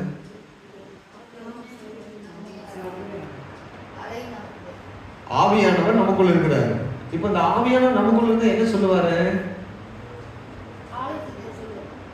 அங்க சின்ன இடத்துல என்ன சொன்னாரு? ஆலயத்துக்கு போன்னு சொன்னாரு. ஆவியின் ஏவுதலினாலே தேவாலயத்துக்கு போன்னு சொன்னாரு. ஆவியானவர் இருந்தா நம்ம எங்க போய் சொல்லுவாரு? ஆராதனை நேரம், ஒரு ஆராதனை நடக்குது, ஒரு ஜெப கூட்டம் நடக்குது, ஒரு கூட்டம் தேவ பிள்ளைகள் கூடி வந்து ஒரு காரியத்தை பேசணும், ஒரு காரியத்துக்காக அமர்ந்திருக்கிறாங்க. தேவாலயமானது திறக்கப்பட்டிருக்கணும்னு சொல்லி ஆவியானவர் சொல்றாரு, ஊழியக்காரர் சொல்லிட்டாரு. அப்ப தேவாலயத்துல கூட்டங்கள் நடந்து கொண்டிருக்குது, ஜனங்கள் அங்க போக வேண்டிய நேரம். ஆகவே இப்போ ஆவியானவர் சொல்றாரு, நம்ம எங்க போய் சொல்லுவாரு? ஞாயிற்றுக்கிழமை கல்யாண வீடு வருது, ஞாயிற்றுக்கிழமை பால் காட்சி வீடு வருது, ஞாயிற்றுக்கிழமை வீட்டு கூட்டம் நடக்குது, ஞாயிற்றுக்கிழமை ஜெப கூட்டம் நடக்குது, ஞாயிற்றுக்கிழமை ஆராதனை நடக்குது. 2 இடத்துக்கும் இடையில உள்ள ஆவியானவர் எங்க போக சொல்ல முடியாது தூண்டுவாரு? ஆகாமிய கூடாரமாகி கல்யாண வீட்டுக்கு விருந்து வீட்டுக்கு போகணும்னு சொல்லுவாரா? என் ஜெப வீடா இருக்கிற ஆலயத்துல ஆராதனை செய்யறதுக்கு அங்க போகணும்னு சொல்லுவாரா? என்னாச்சமா சொல்லிட்டானா நான் முடிச்சிருவேன். அல்லேலூயா சொல்லுங்களேன், சத்தமா சொல்லுங்க பார்ப்போம். அவங்க போகவே மாட்டாங்க. அவங்க என்ன செய்ய மாட்டாங்க? கல்யாண வீட்டுக்கு போகிறதே இல்லை. அதனால தான் அவங்கள தைரியமா நான் சொன்னேன். சத்தமாலே சொல்லுங்க பார்ப்போம். கூட்டம் நடக்குது, சரி. அப்போ ஆவியானவர் இருந்தா நம்ம எத்தனை நாள் ஆலயத்தில் இருப்போம்? ஆவியானவர் எத்தனை நாள் நமக்குள்ள இருப்பாரு? ஏமா சொல்லுங்க. ஆவியானவர் என்னைக்கெல்லாம் நமக்குள்ள இருப்பாரு? ஆவியானவர் ஐயோப்பா நான் சோர்ந்து போனேன். என்னைக்கெல்லாம் ஆவியானவர் நமக்குள்ள இருப்பாரு? எப்போதுமே இருப்பாரு. ஆவியானவர் நம்ம விட்டு விலகிறதே கிடையாது. என்னென்றைக்கும் உங்களுடனே கூட இருக்கும்படிதான் சொன்னார் இயேசு. அப்படின்னா ஆவியானவர் நம்ம கூட இருந்தா, அவர் சொன்னார் இல்லையா, அந்த யாரு சிமியோனை பார்த்து தேவ ஆலயத்துல போய் இருக்கும்படியாக ஏவினார். பிரசங்கம் பண்ணப்படுது, இயேசு வருகிறார், இயேசுவை பார்க்கணும், நீ விரும்பினதெல்லாம் நீ காண போகிற, ஆகவே போன்னு சொல்றாரு. அப்போ தேவ ஆலயத்துக்கு போகும்படி ஆவியானவர் ஏவுகிறார். ஆமென் சொல்லுங்களேன். அப்போ தேவ ஆவியை பெற்றவங்க இன்னொரு கூட்டம் 2ஆம் அதிகாரம் 37 வசனம் 2:37, லூக்கா 2:37.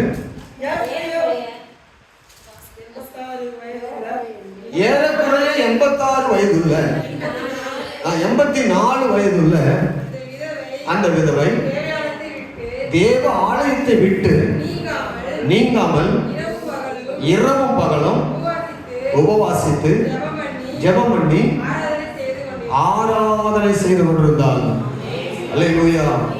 தேவாலயத்தை விட்டு நீங்கவே இல்லை. அவங்களுக்கெல்லாம் என்ன வாஞ்ச? 1000 நாள் ஆகாமே கூட அதில் இருக்கிறது பார்க்கலாம். ஆண்டவரே உங்களுடைய ஆலயத்துக்கு போறது ஒரு நாள் தான்ப்பா நல்லது, அப்படித்தான் சொன்னாங்க. ஆமென்.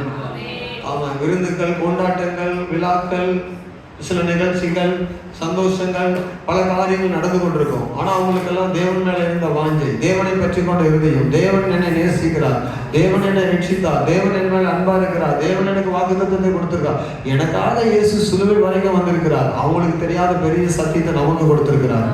அப்படின்னா நான் இயேசுவை நேசிக்கிறேன். நான் எங்க இருக்கணும்? என்றைக்கெல்லாம் ஆலயத்தில் இருக்கணும்? அவ இரவும் பகலும் ஆலயத்தை விட்டு நீங்காமலே இருந்தாலும் நம்ம எத்தனை நாள் ஆலயத்தில் இருக்கணும்? இப்ப சொல்லுங்க. திங்கக்கிழமை வந்தவங்க அல்லேலூயா சொல்லுங்க பாப்போம். ஆலயத்துக்கு ஐயா, திங்கக்கிழமை ஆலயத்துக்கு வந்தவங்க அல்லேலூயா சொல்லுங்க. சத்தத்தை உயர்த்தி, கையை உயர்த்தி, நல்லா வெக்கப்படாம சொல்லுங்க. செவ்வாய்க்கிழமை ஆலயத்துக்கு வந்தவங்க அல்லேலூயா சொல்லுங்க. புதன்கிழமை ஆலயத்துக்கு வந்தவங்க அல்லேலூயா சொல்லுங்க. வியாழக்கிழமை ஆலயத்துக்கு வந்தவங்க அல்லேலூயா சொல்லுங்க. வெள்ளிக்கிழமை ஆலயத்துக்கு வந்தவங்க அல்லேலூயா சொல்லுங்க. சனிக்கிழமை ஆலயத்துக்கு வந்தவங்க அல்லேலூயா சொல்லுங்க. ஞாயிற்றுக்கிழமை ஆலயத்தில் வந்திருக்கிற நாம அல்லேலூயா சொல்லுவோம்.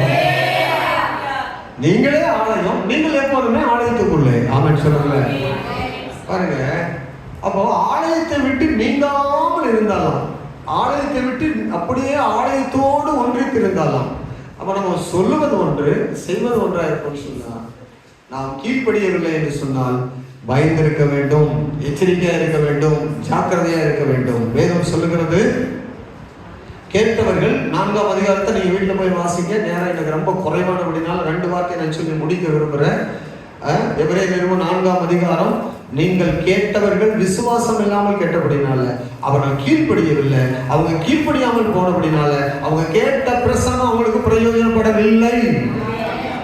கேட்ட பிரசங்கங்கள் பிரயோஜனமா இருக்கும் என்றால் எப்பொழுது அவங்களுக்கு பிரயோஜனமா இருக்கும்? கீழ்ப்படுகிற போது மட்டுமே பிரயோஜனமா இருக்கும். அப்போ இன்றைக்கு சபையை திறந்து அனுதினமும் ஆலயத்தில் ஆராதிக்கிற ஜனங்கள் நீங்களும் நானும் ஆஸ்வதிக்கப்பட்டவங்க. ஆமென் சொல்லுங்க. 2 காரியம். ஆலயமா உங்க வாழ்நாள் முழுவதும், உங்க வாழ்நாள்ல அதிகமான இடம் ஆலயமா, உங்க வாழ்நாள்ல அதிகமான இடம் ஆகாயமே கூடாரமா? உங்க வீட்டை கூட ஆகாமே கூடாரம் வைத்துக் கொள்ளலாமே, தவறு கிடையாது. உங்க வேலை ஸ்தலம் கூட ஆகாமே கூடாரம் வைத்துக் கொள்ளலாமே, அது கூட வைத்துக் கொள்ளலாம்.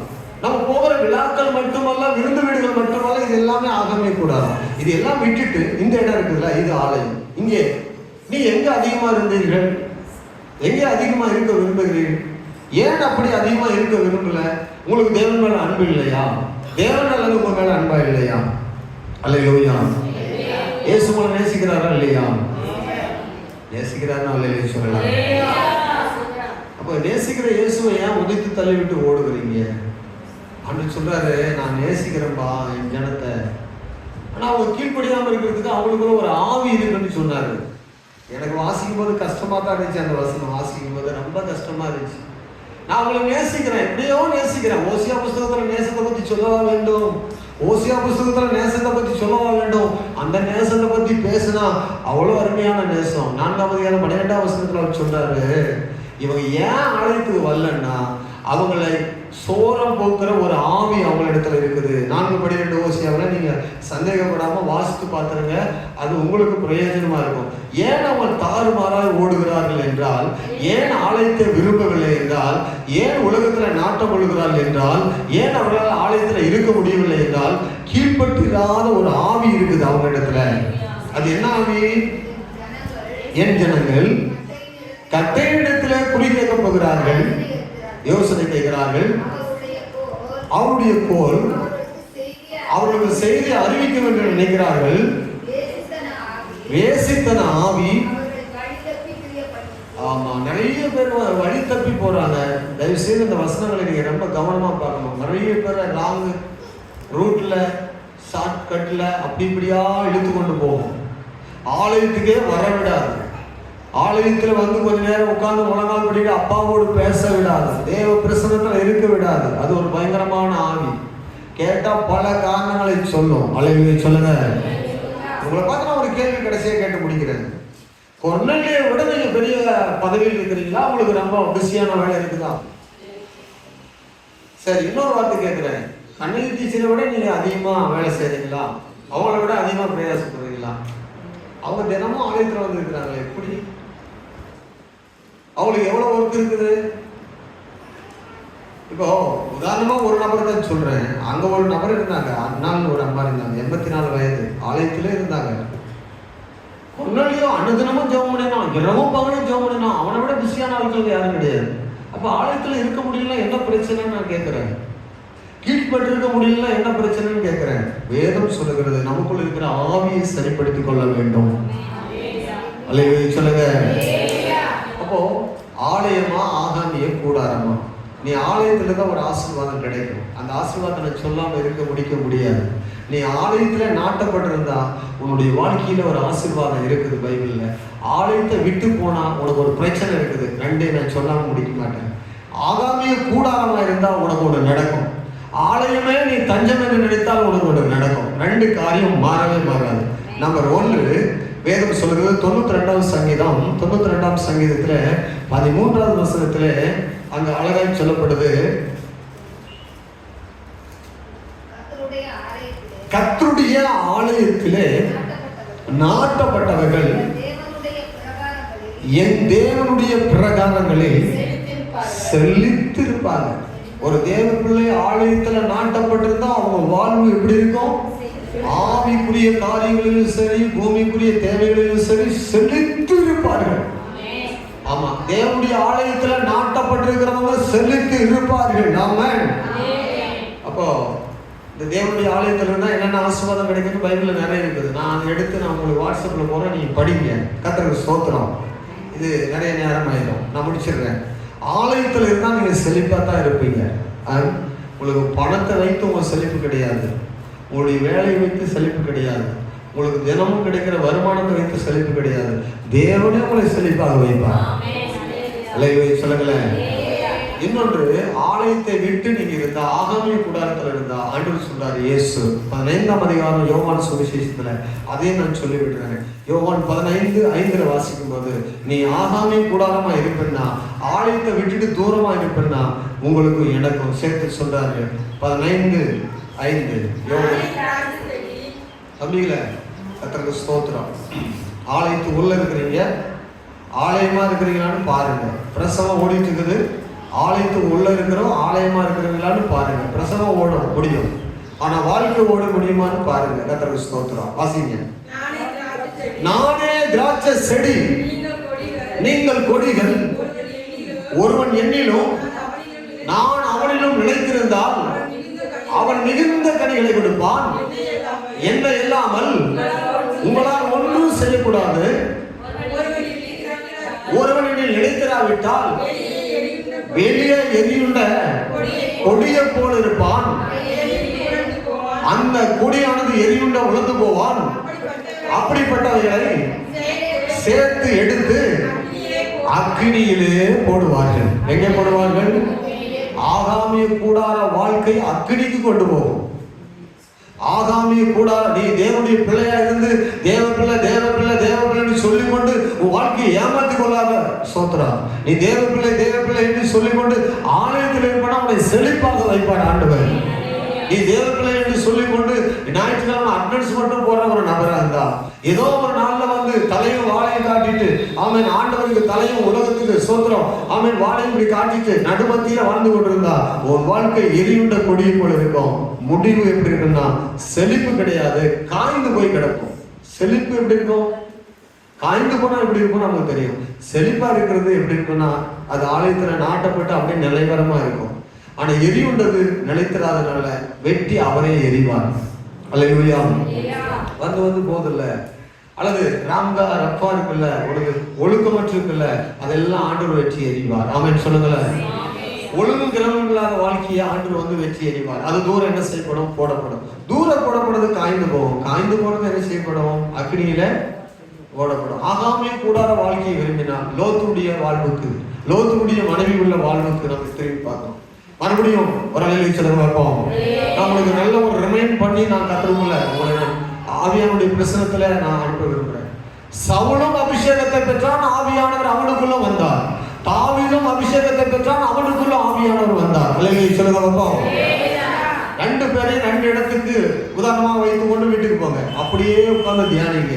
ரெண்டு பேரும் அபிஷேகம் பண்ணப்பட்டாங்க. கர்த்தருடைய தீர்க்கதரிசிகள் நடுவில் வரும்போது நீ கர்த்தருடைய தாசனாக ஜனங்களை சந்திப்ப ஆவியானவர் உண்மையில் வருவார், நீ வேறு மனுஷனாவா என்று தீர்க்கதரிசனத்தை பெற்றுக்கொண்டு போனவன் சவுல். அதே ஆவியை பெற்றுக்கொண்டு பகல் முழுவதும் உருண்டு புரண்டு ஆவியில அவனும் தீர்க்கதரிசனம் சொல்லி வஸ்திரத்துல தான் கிழிச்சு அவன் தேவ ஆவிக்குள்ள நிரம்பி காணப்பட்டான் அந்த மனுஷன். ஆனால் பின் நாட்களிலே ஆகாமிய கூடாரத்துக்கு முக்கியத்துவம் கொடுத்து ஆவியானவரை இழந்து போய் நாண்டு கொண்டு செத்து போனான். அவனுடைய ஆவி இழந்து விட்டான். ஆவியானவருக்கு கீழ்ப்படியவில்லை. அவனுடைய சிந்தை முழுவதும் உலக பிரகாரமாகவே இருந்தது, சிங்காசனத்தின் மேலே இருந்தது. பாவப்பட்ட மனுஷன் அவன் வந்துட்டு போன்னு சொல்லல, அவனையே துரத்தி கொண்டு திரிவு வேலையில் இருந்தான். எரிச்சல் உண்டாயிடுச்சு, கோபம் உண்டாயிடுச்சு, காய்முகாரம் உண்டாயிடுச்சு, மற்றவங்கள பொறாம உண்டாயிடுச்சு, எரிச்சலின் ஆவி வந்து விட்டது. நல்ல ஆவி எங்க இருக்கும்? நல்ல ஆவி தானே வந்தாரு, நல்ல ஆவியோடு தானே வந்த. இப்ப ஏன் இந்த நிலைமை? ஆகாமிய கூடாரத்துக்கு போற நிலைமை அவனுடைய நிலைமை. ஆகாமிய கூடாருடைய வாழ்க்கை இப்படித்தான் இருக்கும். கடைசி முடிவு ரொம்ப அகோரமா இருந்துச்சு. ஆனா தாவீதும் அபிஷேகத்தை பெற்றான். அங்கங்க சின்ன சின்ன சர்க்கிள்கள் அப்படி இப்படிலாம் வந்துச்சு. ஆனால் ஆவியானவரை காத்துக்கொண்டான். அவன் எப்போதும் ஆலயத்தில் இருக்க நாடினான். 27ஆம் சங்கீதத்தில் சொல்றாரு, என்னுடைய ஆத்துமா ஆலய பிரகாரங்கள் மேல் வாஞ்சியா இருக்குதுன்னு சொல்றாரு. அப்ப அப்படி நம்ம இருப்போம் என்றால் நம்ம செழிப்பா இருப்போம். ஆமென். ஆலயத்தில் நாட்டப்பட்டிருப்போம். ஆண்டவர் உங்களுக்குள் இருப்பார் என்றால், ஆவியானவர் உங்களுக்குள் இருப்பார் என்றால் நிச்சயம் உங்கள் வாழ்க்கை மகிமையானதா இருக்கும். ஆமென். அல்லேலூயா. இயேசு உங்களை நேசிக்கிறார். அல்லேலூயா சொல்லுங்க. வாசிக்கிறோமா? முதல் வாசித்த வசனத்தை மறுபடியும் வாசித்துருங்க. 1000 நாளை பார்க்கிறோம். 1000 நாளை பார்க்கிறோம். உமது பிரகாரங்களில் செல்லும் ஒரு நாள் நல்லது. ஆகாமிய கூடாரங்களில் வாசமா இருப்பதை பார்க்கிறோம். என் தேவனுடைய ஆலயத்துடைய வாசப்படியில் காத்திருப்பதே தெரிந்து கொள்வேன். பைத்தியக்காரர்களுக்கும் ஒரு மருத்துவமனைக்கு ஒரு பணக்காரர் ஒருவர் போய் ஒரு முறை சென்றார். 200 பைத்தியக்காரர் இருந்தாங்க. நல்லா கவனிங்க, எத்தனை பேர் பைத்தியக்காரர் இருந்தாங்க? நம்ம எல்லாம் சேர்ந்து ஒரு அழகி சொல்லுங்க. ஒரு பெரிய பணக்காரர் பைத்தியக்காரருக்கு எடுத்துட்டு போனார். 200 பைத்தியக்காரர் இருந்தாங்க. அப்போ 5 நிர்வாகிகள் மட்டும்தான் அங்கே இருந்தாங்க. 5 பேர் தான் அவங்கள கவனிச்சுட்டு இருந்தாங்க. அப்போ 5 பேர் கவனிக்கிறத பார்த்து இவர் ரொம்ப ஆச்சரியப்பட்டார். 200 பைத்தியக்காரரை எப்படி இந்த 5 பேர் இவங்களை மெயின்டைன் பண்ணுறாங்கன்னு சொல்லிட்டு அவரே ஒரு கேள்வி. உடனே அங்கே இருந்த ஹெட் செக்யூரிட்டி மேலாளரை பார்த்து கேட்டாரு. எனக்கு என்ன கேட்டாருன்னு சொன்னால், இந்த 5 பேரை வச்சு 200 பேர் எப்படி சமாளிக்கிறீங்க அப்படின்னு கேட்டார். மேலாளர் சொன்னாரு மறுமொழியாக, அது மிக எளிது, மனிதர்கள் தான் முடிவெடுப்பார்கள், பைத்தியங்களுக்கு முடிவெடுக்க தெரியாதுன்னு சொன்னாராம். என்ன எடுக்க தெரியாது? எங்க இருக்கணும், என்ன பண்ணணும், என்ன செய்யணுன்றதே பைத்தியங்களுக்கு முடிவெடுக்கவே தெரியாது. ஆனா அவர் சொல்றாரு, நான் தெரிந்து கொள்வேன், எனக்கு தெரியும், எனக்கு தெரியும். தேவன் மனிதனை படைத்தார், நீ ஒரு இயந்திரம் மாதிரி உன்னை முறுக்கி விட்டு சமையல் கொண்டு வந்து வச்சுட்டு அப்படி கொண்டு போக மாட்டார். நல்ல கவனிங்க. ஒரு இயந்திரம் முறுக்கின உடனே இங்கே வந்து நிற்கும், இங்கே வந்து திருக்கிற உடனே அப்படியே இந்த இயந்திரம் என்ன செய்ய ஓடி வீட்டில் உட்காந்துடும். அப்படி ஒரு இயந்திரம் கிடையாது நீங்களும் நானும். அலையை சொல்லுங்களேன். அப்போ இங்க என்ன சொல்லப்படுதுன்னா, சுய சித்தம் நமக்கு உண்டு. தேவ சித்தமும் நம்ம சுய சித்தத்தை வைத்து அறியணும். தீர்மானிக்கிறது நம்ம இடத்துல இருக்கு. சுயாதீனம் நம்ம கையில் இருக்குது. ஆகவே தெரிந்து கொள்ள வேண்டிய காரியம் நம்ம கையில் இருக்குது. முடிவெடுக்க வேண்டிய காரியம் நம்முடைய கருத்துல இருக்குது. என்ன முடிவெடுக்க வேண்டும்னு நமக்கு தெரியும். சோதரம். அப்ப அவர் என்ன முடிவெடுக்கிறாருன்னா, நான் ஆலயத்தினுடைய வாசற்படியில காத்திருப்பேன். 1000 நாளை விட எனக்கு ஒரு நாள் அங்கதான் நல்லா இருக்கு. அப்ப என் வாழ்நாள் முழுவதும் அங்கே இருந்துட்டா நல்லது அப்படின்னு அவர் முடிவெடுக்கிறாரு. அப்ப இவருக்கு எங்க இருக்கணும் என்னன்னு சுய அறிவு இருக்கு. யாருக்கு? சொல்ல மாட்டீங்களா? நிறைய பைத்தியங்கள் இருக்குது. எங்க எந்த நாள்ல எப்ப இருக்கிறதுல தெருவா சுத்திட்டு கிடக்கு சிலதெல்லாம் பாத்தீங்கன்னா. சோத்திரம். இதுங்க என்னன்னா, இந்த மெச்சூரிட்டி இல்லாத ஒரு பைத்தியங்கள் வைத்துக் கொள்ளுங்கள. நான் ஆவிக்குரிய காரியங்களே சொல்றேன். அப்படிதான் நிறைய பேர் இருக்கிறாங்க. உட்கார்ந்து இருக்கிறேன், நீ யோசிக்க மாட்டியா? இது என்ன நாள், எங்க உட்கார்ந்து இருக்கிறோம்? அப்பா, இது ஜெப நாள் இல்லையா? இது ஆராதனை நாள் இல்லையா? இது கர்த்தரை தேடுகிற நாள் இல்லையா? இது என்ன நேரம் நமக்கு தெரியாதா? இப்படி புத்தி வாங்கி போய் நம்ம இருக்கிறோம். கர்த்தருக்கு ஸ்தோத்திரம். சொல்லுங்கள, இன்னைக்கு நேரமா போகணும், வேலையை முடிக்கணும், இந்த நாள் என்ன நாள் நான் தெரிந்து கொள்வேன், அங்க போவேன் அப்படின்னு சொல்லணும் இல்லையா? இப்போ இயேசு நம்ம நேசிக்கிறார். அவர் சொல்றாரு, மரியாளோ தன்னை விட்டு எடுபடாத நல்ல பங்கை தெரிந்து கொண்டால். இந்த சங்கீதக்காரர் சொல்றாரு, தெரிந்து கொள்வேன், நானும் தெரிந்து கொள்வேன். நான் ஆலயத்துல தான் இருப்பேன். ஆலயம் எனக்குள்ளே, நான் ஆலயத்துக்குள்ளே. ஆவியானவர் எனக்குள்ளே, நான் ஆலயத்துக்குள்ளே. ஆமென் சொல்லுங்களேன். அவர் என்னை நடத்துவார். இயேசுவுக்கு மகிமை உண்டாகட்டும். அவர் நம்ம ரட்சித்திருக்கிறார். ஆவியானவர் நமக்கு தந்திருக்கிறார். முழங்கால் பண்ணிடுவோம், ஜெபம் பண்ணிடுவோம். எல்லாரும் ஸ்தோத்திரம் பண்ணி தேவ பிரசன்னத்துக்கு நம்ம நடத்தட்டும். நான் ரொம்ப சுருக்கமா தான் நினைச்சேன், கொஞ்சம் சுருக்கமாவே முடிக்கிறேன். ஸ்தோத்திரம். எல்லாரும் ஸ்தோத்திரம் பண்ணிடலாமா? அல்லேலூயா. கர்த்தர் நல்லவர். புரிஞ்சிருக்கு உங்களுக்கு? ஸ்தோத்திரம் பண்ணுங்களா. ஆவியானவர் உங்களை நடத்துவார். உங்களை நேசிக்கிறபடினால, நம்ம நேசிக்கிறபடினால பேசுறாரு. ஆமா, மனிதன் வேண்டாம் போதும்னு வெறுத்து தள்ளி அனுப்பலாம் நினைச்சா கூட ஆண்டவர் உங்களை விட மாட்டார். ஆமென். உங்களுடைய நினைவுகள் அவருடைய நினைவு அல்ல, உங்கள் வழிகள் அவருடைய வழிகள் அல்ல.